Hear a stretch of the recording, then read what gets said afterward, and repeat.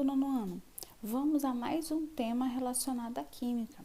São as ligações químicas. Nós vamos estar entendendo um pouquinho mais sobre elas, né? É uma parte de introdução, a parte bem básica do assunto referente à química, onde vocês vão estar vendo a diferença entre as principais ligações.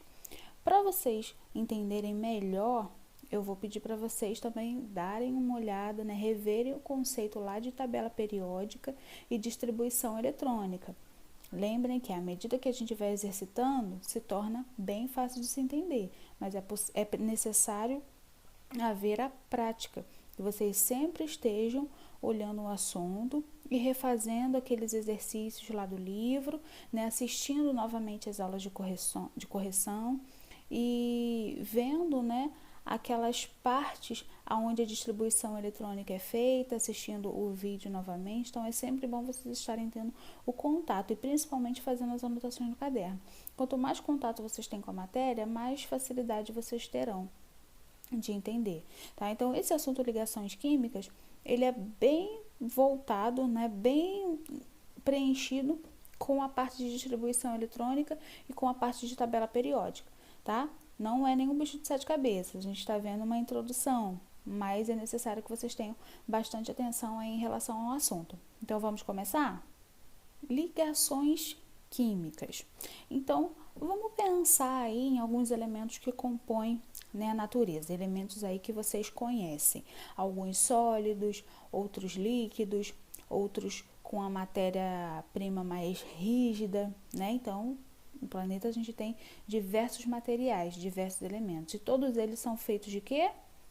De elementos químicos, né? De átomos que formarão moléculas e essas moléculas darão origem a elementos químicos. Então, tudo que existe no planeta, desde mineral até o orgânico, né? Até o animal, é assim, é formado por átomos, moléculas, e essas moléculas são feitas a partir de elementos químicos, tudo bem? Então, aí é o início da nossa conversa, para vocês entenderem, né, relembrarem muito bem aí como são as coisas. Aí uma perguntinha pra gente, por que existe essa grande diferença de propriedade entre materiais que conhecemos? Então, por que existem elementos sólidos, por que existem elementos gasosos, líquidos, o que determina tudo isso? Bem, o que determina é a ligação química. As ligações, elas são junções entre os átomos. Elas são uniões entre os átomos que podem ser mais fortes ou mais fracas, mas tudo no planeta faz ligação química, tá bom, gente? Então, essa aí é a nossa ideia principal. Então, vamos lá. As substâncias se formam com a união de átomos, de elementos químicos, diferentes ou iguais. Tudo isso é ligação química. Então, a água, ela é uma ligação química entre hidrogênio e oxigênio. O sal é uma ligação química entre o sódio e o cloreto. O ouro é uma ligação química, nesse caso aqui eu tenho o ouro e o cobre, formando o ouro 18 quilates. Ok? Então, tudo se estabelece, todas as substâncias se formam a partir de ligações químicas. Acredito que isso ficou bem claro. Quais são os tipos de ligações químicas conhecidas? Eu tenho três. Eu tenho uma ligação iônica, tenho uma ligação covalente e tenho ligação metálica. Esses são os três tipos de ligações existentes. Agora, nós vamos diferenciar cada uma dessas ligações. A ligação iônica, ela acontece entre um metal e um ametal, ou entre o hidrogênio e o ametal. Vamos relembrar rapidinho a parte de tabela periódica. Metal é todo aquele elemento, que existe em maior quantidade aqui na tabela periódica. Eles estão em grande quantidade na natureza, eles são bons condutores de energia elétrica e são brilhantes, tá? O ametal é todo o contrário do metal. Ele não é um bom condutor de eletricidade, ele existe em menor quantidade na natureza e ele não é brilhante, né? Ele não tem brilho, ele é opaco, fosco, ok? Então, essa é a principal diferença entre os metais e os ametais.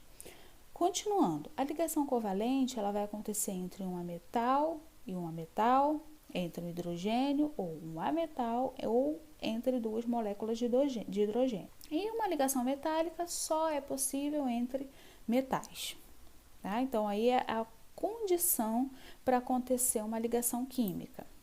Vamos lá. Comportamento dos metais e dos ametais. Quando se ligam, formam diferentes substâncias, embora não exclusivamente pela quantidade de elétrons na última camada, chamada camada de valência. Então, é importante lembrar que, para eu identificar o elemento químico, eu preciso fazer uma distribuição eletrônica. Lembram dela? Quando eu pego lá o diagrama de Linus Pauling e faço a distribuição S2, 2S2, 2P6, né? E assim sigo fazendo toda essa distribuição. Quando eu finalizo a distribuição, eu tenho números referentes às camadas de elétrons. A última camada é a camada de valência. E essa camada de valência ela tem que ter até 8 elétrons. Então, o númerozinho da minha última camada tem que ter um valor específico aí para minha distribuição estar correta. A gente vai verificar isso aí à medida que a gente for classificando as ligações químicas, tá? Então, eu falei isso só para vocês lembrarem o que é a camada de valência, que foi vista lá na parte de distribuição eletrônica. Então, vamos lá. Camada de valência dos metais. Como elas são? Elas possuem de 1 a 3 elétrons na última camada. Então, aqui, ó, o sódio tem 11 elétrons. Fiz a distribuição eletrônica. Na camada K, a primeira camada, ele tem 2 elétrons. Na segunda camada, ele tem 8. E na terceira camada, ele tem 1 elétron. Então, aqui na camada de valência, ele suporta 1 elétron. O cálcio, ele suporta 2 elétrons na camada de valência, a última camada dele. E o alumínio, ele suporta 3 elétrons na última camada dele, tá bom? Então, é uma característica dos metais, possuir de 1 a 3 elétrons na última camada. Tendo essa característica, gente, os metais, eles têm uma grande facilidade de ceder elétrons, doar elétron para outros átomos, já que eles têm pouco, tá? Então, eles têm essa facilidade. Com isso, a configuração desses elementos vai obedecer à regra do octeto. Então, para esses elétrons, né, da última camada se estabilizarem e ficarem com uma configuração de um gás nobre, que é a ideal, tá? Eles têm que ter até 8 elétrons na última camada. Então, os metais suportam, geralmente, né, tem até 3. Eles têm uma grande facilidade de perder elétrons, mas quando eles fazem a ligação com outro elemento químico, eles necessitam de uma estabilização. Essa estabilização é ter 8 elétrons na camada de valência, tá? Então, para chegar a 8, ele precisa de uma condição. Condição essa que a gente vai aprender aqui em sequência. Agora, vamos falar um pouquinho dos ametais. Os ametais, eles já têm outra característica, eles já têm de 4 a 7 elétrons na camada de valência, na última camada. Tendo mais elétrons, eles têm facilidade de ganhar. Por quê? Concordam comigo que todo o átomo ele tem que obedecer lá à configuração de gás nobre e ter 8 elétrons na última camada. Se os ametais eles já têm bastante elétrons, né, geralmente de 4 a 7, é muito mais fácil deles chegar a 8. Então, eles têm facilidade de tirar do outro átomo para conquistar o seu valor total, conquistar o 8 e obedecer assim a regra do octeto, ok? Então, tudo isso que eu falei são características dos metais e dos ametais. Guardem bem elas na mente de vocês, para que vocês entendam aí como se estabelecem as ligações. Vamos lá. Aqui, nesse slide, eu tenho o conceito da regra do octeto. O que ela é? Pode anotar aí no caderno de vocês. É uma ligação, né? Em uma ligação, elas buscam essa regrinha ficar com 8 elétrons na última camada, na camada de valência. É uma regra. Não esqueçam dessa regra que vocês vão ver muito ela aí no ensino médio. Tá? Anotem no caderno. Sabendo de tudo isso, vamos às condições aonde se torna necessária uma ligação química. Vamos começar com a ligação iônica. Como nós já vimos, ela ocorre entre um metal e um ametal ou entre o metal e o hidrogênio. Como ela vai se estabelecer, gente? Nessa ligação vai acontecer a transferência do elétron, um elétron que tem facilidade de perder, lembra lá do metal, vai doar o seu elétron para aquele que tem facilidade de ganhar, um ametal. Então aqui, essa ligação vai acontecer entre o cloreto de sódio, né, que é o nosso conhecido aí sal de cozinha. Um átomo de sódio, que é um metal, vai doar um átomo para o cloro, que é um ametal. Vamos ver? Aqui, ó, a configuração eletrônica deles, né? Aqui até 3 elétrons, e aqui a configuração eletrônica do ametal, até 7 elétrons. O átomo A vai doar elétron para o átomo B. E assim eles vão chegar até o objetivo. Que objetivo é esse, professora? Obedecer a regra do octeto, que é ter 8 elétrons na última camada, ok? Então, vamos entender aqui, ó, passo a passo. O sódio tem 11 elétrons. Na última camada, ele suporta até 1 elétron. Aqui, ó, última camada dele só com 1 elétron, tá vendo? E o cloro tem na sua última camada 7 elétrons. Pergunta para você, quantos elétrons faltam para que o cloro obedeça a regra do octeto, para que ele tenha 8 elétrons? Só falta 1, certo? Ele já tem 7, mais 1 ele chega até 8. Então, o que o sódio vai fazer? Opa, vai dar um pulinho para cá, vai ficar aqui, ó, completando a última camada do cloro com 8 elétrons. Olha ela aqui destacado em vermelho. Vou destacar até o meu aqui também, ó. Olha ele aqui em vermelho. Tá vendo? Então, quem tem facilidade para doar, vai doar. Quem tem facilidade para receber, vai receber. E assim essa ligação química acontece, formando o cloreto de sódio, que é o sal de cozinha que a gente usa aí como tempero, né? Muito agradável aí no alimento. E agradável em quantidade ideal, né, gente? Porque em excesso faz mal. Isso é uma ligação iônica. A ligação iônica acontece quando o átomo doa elétron para o outro átomo e assim obedece a teoria do octeto, completando seus 8 elétrons na última camada.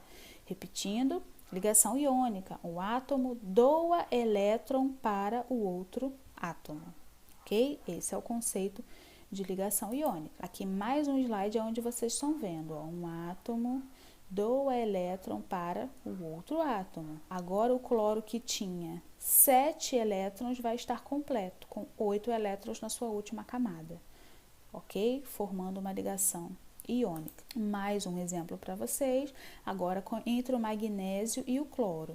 No caso do magnésio, ele tem 2 elétrons, então ele vai doar um para cada átomo de cloro, e assim esse átomo de cloro vai ficar estável com 8 elétrons na sua última camada. Outro exemplo, agora entre alumínio e hidrogênio.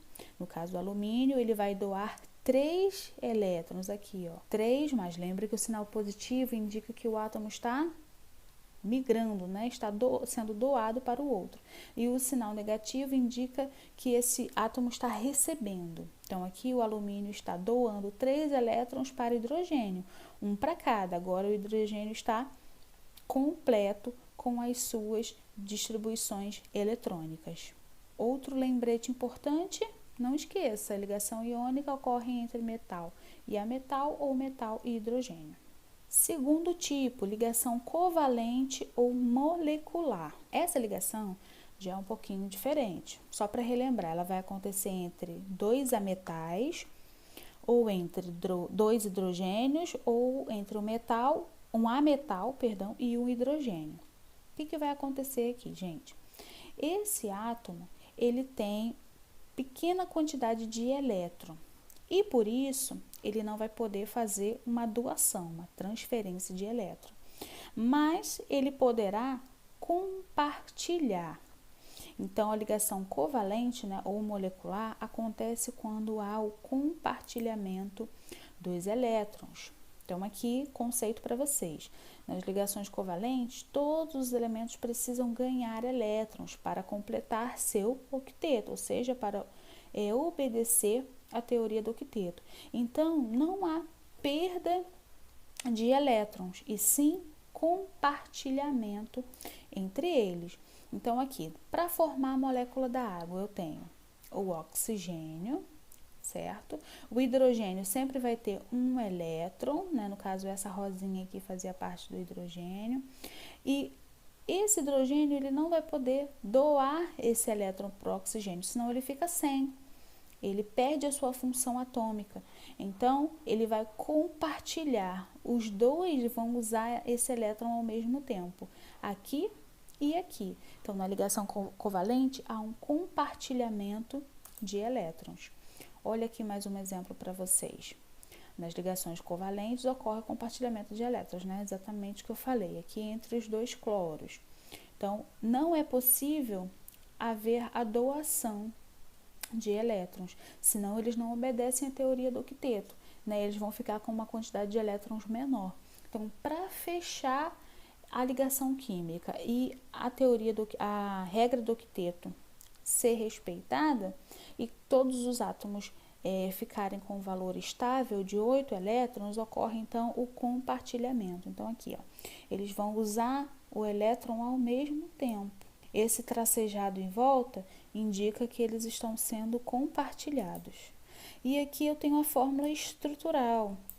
A fórmula estrutural é montada com um bastão.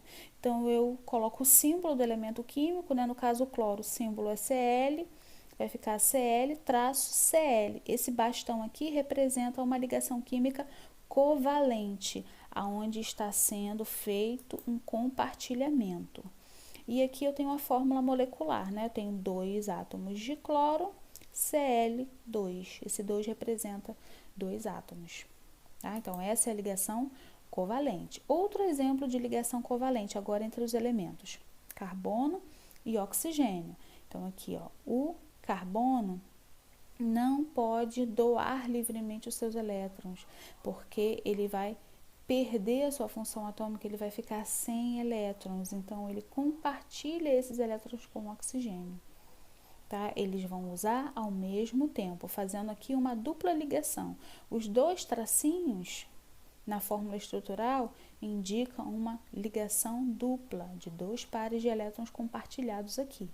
E a fórmula molecular representa aqui a quantidade de moléculas de oxigênio. Então, eu tenho uma molécula de carbono e 2 moléculas de oxigênio. Vai ficar CO2. Outro exemplo, agora entre nitrogênio. Eu tenho 3 ligações, 3 compartilhamentos. Olha aqui, uma fórmula estrutural com uma ligação tripla, né? Onde esse nitrogênio vai estar compartilhando 3 pares de elétrons para poder montar a sua estrutura de acordo com a regra do octeto, com 8 elétrons na sua última camada. Vamos comprovar isso? Então, aqui, ó, eu tenho 1, 2 elétrons, 3, 4, 5, 6, 7, 8, viu? Esse aqui fechadinho com 8 elétrons. Agora o outro. 1, 2, 3, 4, 5, 6, 7, 8. O segundo também fechado com 8 elétrons na sua última camada. E assim a ligação está estabelecida. Então, aqui, ligações covalentes podem ser, nós já vimos os 3 tipos, só para a gente relembrar. Podem ser simples, o primeiro tipo que nós vimos, podem ser dupla, com 2 tracinhos, ó, 2 pares de elétrons ligados, e pode ser tripla, tá? 3 pares de elétrons ligados. Então, esse slide aí é só para a gente relembrar os anteriores. Então, elas podem ser desses 3 tipos. Então, vimos ligação iônica quando ocorre transferência de elétrons. Ligação covalente quando ocorre compartilhamento de elétrons. Essa aí é a diferença. Nesse slide, vocês têm aí uns exercícios para classificar em iônica ou covalente. Façam essa classificação e me enviem lá pela plataforma. Ok? Com a resposta, letra A, iônica ou covalente, letra B, iônica ou covalente. E mandem lá essa resposta para que eu possa verificar com vocês, tá bom? Estou no aguardo. Vamos continuar? Ligação metálica. A ligação metálica, como o próprio nome já diz, e também nós já vimos no início, é uma ligação entre metais. São as ligas metálicas. As ligas metálicas, gente, são muito usadas aí na indústria, principalmente na fabricação de automóveis e peças, né, materiais aí onde o ferro, o metal está cada vez mais envolvido. Então eu separei aqui 3 ligas para vocês. A liga de aço, que é a liga de ferro e carbono, utilizada principalmente na construção civil. A liga de magnésio, que é bem leve, né, utilizada aí para fazer o aro, né, das rodas, principalmente de carros e aviões. E a liga de cobre, que é usada para fazer os fios elétricos, né? Então, cada vez nós estamos mais dependentes aí dos eletrônicos. Então, as ligas metálicas vão estar muito mais desenvolvidas, principalmente nessa área, no próprio desenvolvimento da tecnologia, de celulares cada vez mais modernos, televisores, enfim. Então, as ligas metálicas são muito importantes aí nesse sentido. Ligação metálica. Aqui eu tenho como se estabelece a estrutura de um átomo de metal. O que vai acontecer nele, gente? Todo o fluxo de elétron é todo aquele amarelinho com carga negativa. É livre.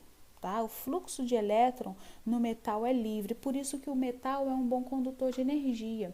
Então, se eu tiver numa tempestade, ou então se houver um curto-circuito na minha casa e eu colocar a mão no metal, eu vou levar um choque imediatamente. Ele é um excelente condutor de energia, porque os elétrons estão livres. Os átomos envolvidos aqui perdem elétrons nas suas camadas mais externas e eles se deslocam, eles fluem como se fosse água facilmente, por isso que a gente chama de mar de elétrons, né? Porque eles fluem, eles se locomovem com uma facilidade muito grande, isso na liga metálica. Essa capacidade vai permitir com que várias ligas se estabeleçam, algumas são conhecidas, outras não. Está destacado aqui na tabela alguns tipos de ligas metálicas, né? E como elas são utilizadas, tá? Então aqui a liga de latão, fazer tubos de navio, a liga de bronze, de aço, de ouro, né? Então os elementos de ouro aí que nós usamos, as joias, elas também são um tipo de liga metálica que pode ter maior quantidade de ouro ou menor quantidade de ouro, enfim. Mas todos os metais, eles podem ser combinados com outros e montar uma liga metálica. Para eu identificar uma liga metálica, não é necessário haver transferência de elétron. Basta eu saber identificar que esses elétrons eles têm uma capacidade e um fluxo muito intenso no metal. E tudo isso permite com que ele seja um bom condutor de eletricidade. Ok? Então, essa aí é a definição de liga metálica. Essa foi a nossa aula de ligações químicas. Espero que vocês tenham entendido. Deixem as dúvidas de vocês lá na plataforma e principalmente façam os envios das atividades, tá? Não deixem tudo ficar acumulado. Quanto mais rápido vocês enviarem, melhor. Ok? Então, tchau, tchau. Até as nossas próximas aulas.